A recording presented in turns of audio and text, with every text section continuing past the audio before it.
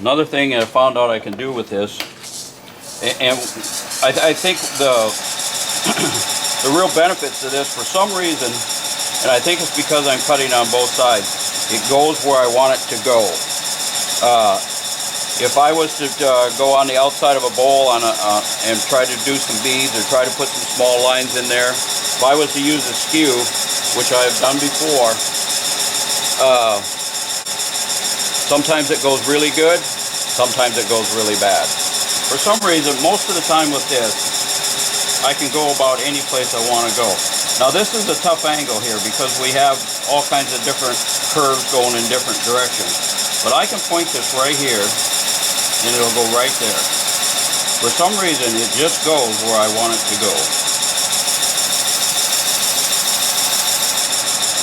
I'm not smart enough to tell you why, but I'm sure somebody out there is. And then I can roll a bead on top of the bead if I actually want to.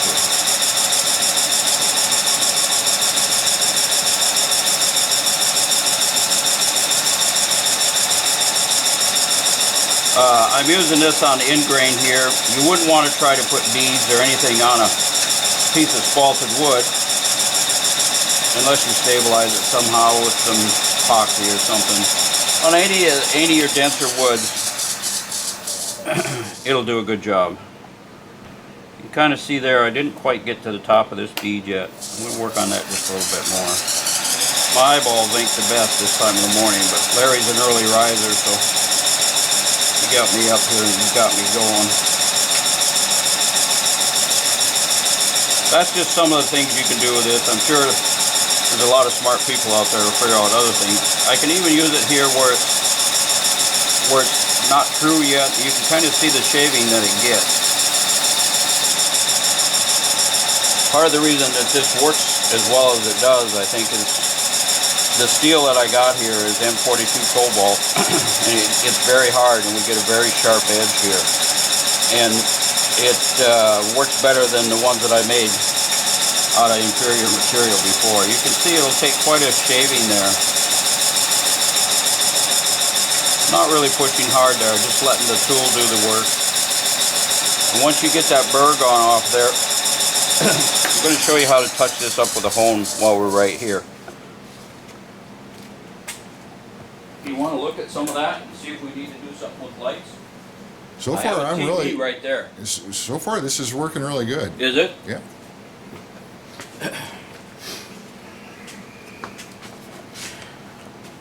Ready? Oh, I've been recording. Oh, he's always ready. That's what Larry is. Stop. Okay, well, he just keeps recording. So what I have here is just a diamond hone. I can't tell you what grit this is. I've had it probably 15 or 20 years, but it still has some bite to it. I think around a 600 grit, one of those little credit card type diamond hones would work great. So what I'm going to do, let's see if Larry can get this on the camera. I'm just going to set it on there and just hone this edge a little bit. That's all I'm going to do. When we go to the grinder, I'll show you how to really touch it up. Probably get a little bit more stable right here. And I'm on the wrong side then. Let me see here. I'll try to get this someplace so Larry can get a picture of this. How's that, Larry? That's great. So I'm just going to hone the end of this a little bit. Not a lot, because I'll usually go back to the grinder and I kind of like a little burr on there. So that's how I would sharpen it. It's a great little tool to play with and have fun with it. And I just don't know how you can get a catch with it. The one thing that you can do with it that'll get you in trouble, if I'm rolling a bead here like this and I go over and hit that over there, then of course I'm going to have a line there. If I hit the other bead over here. Try to show that from the camera angle. In other words, if I'm rolling this little bead right here, and if I take that point and hit over here, I'm going to ruin that bead. But that's just where you got to practice your tool control.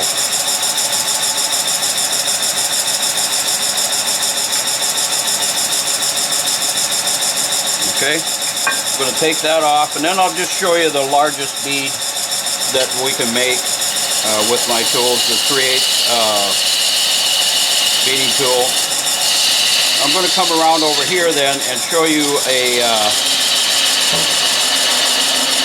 another thing that you can do with them when you're dealing with boxes.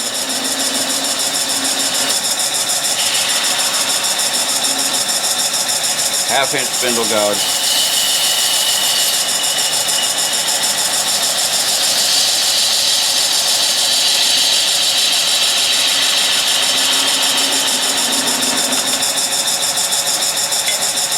Okay, this is the largest one, 3/8.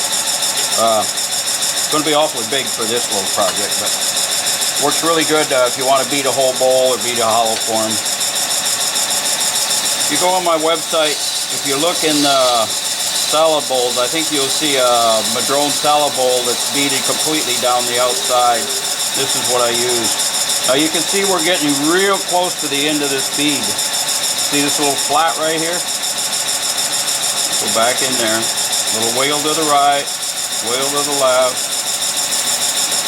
You're going to see that flat go away. Right there.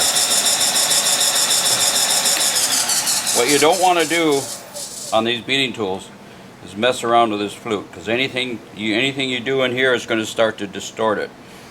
And between me and the machine shop, we spend a lot of time after we machine this hand polishing this, so to get it really true and to get all the lines out of it. If you look down the flute, you just don't want to go in there. You start going in here, you're going to distort the end of it, so stay away from that part of it. There, now you can see that big bead. Okay, so I'm going to come around to the spindle side of this. And let's say that this is going to be a box. We have the top and the bottom of the box. I got to get a parting tool, Larry.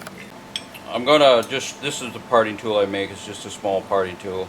Made out of the same M42 cobalt that I make all my tools out of.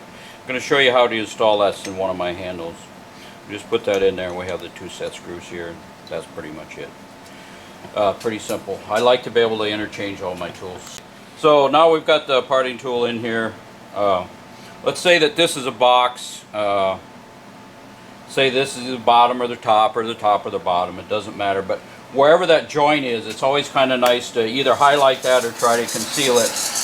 I'm going to smooth this off here.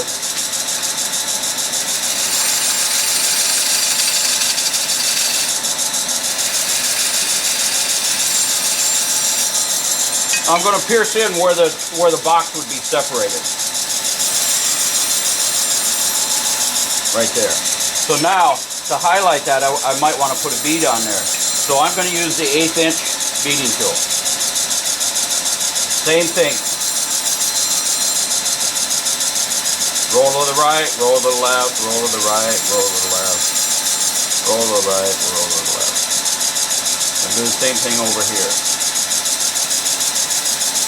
Right, left, right, left, right, left. Watching the top of the bead. When it gets round, then I'm there. When I see that little flat go away, then I'm there. You can see those little beads. Now I could pierce on off. When I bring that box back together, I've kind of highlighted that joint. It's a real easy way to do that. I have a really sharp edge right here and right here. This is another place I would use this little teardrop tool. I think on my website it's called the diamond tool. So I'm just going to take this little tool and I'm just going to knock that hard edge off right there and right there.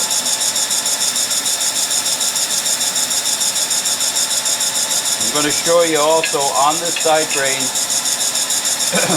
the same design we did on the end grain. I'm going to use the 16th inch beading tool. You can see it'll cut this pretty good here. You get nice little whispery shavings off there, especially when it's sharp. Use this little diamond point tool, teardrop.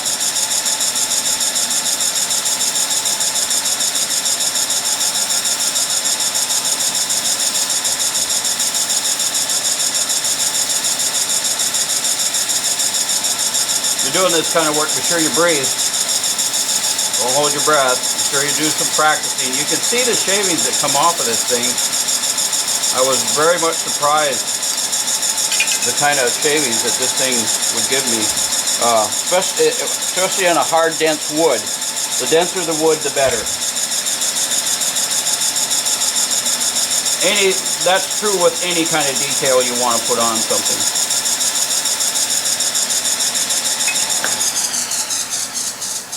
Whoever's the first one to get this, you're gonna show all your guys these little tiny beads that you make.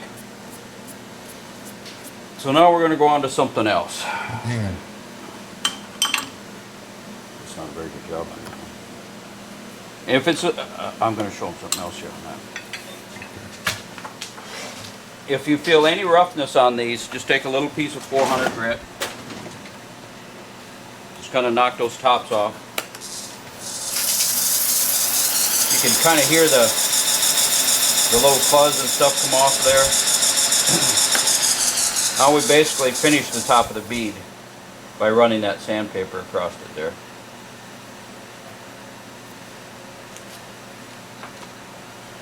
Maybe you can see that a little bit better. Put some wet on it.